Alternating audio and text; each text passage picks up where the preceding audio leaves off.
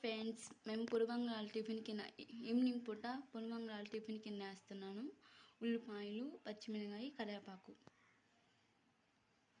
కోసుకొని పచ్చిమిరపకాయలు వేసుకొని పిండిలో కరివేపాకు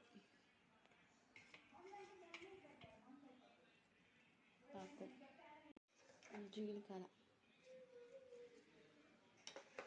వేసుకొని కొద్దిగా పసుపు,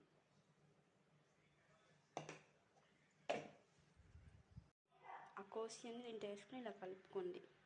పుల్లన్న బాండి పెట్టుకోండి.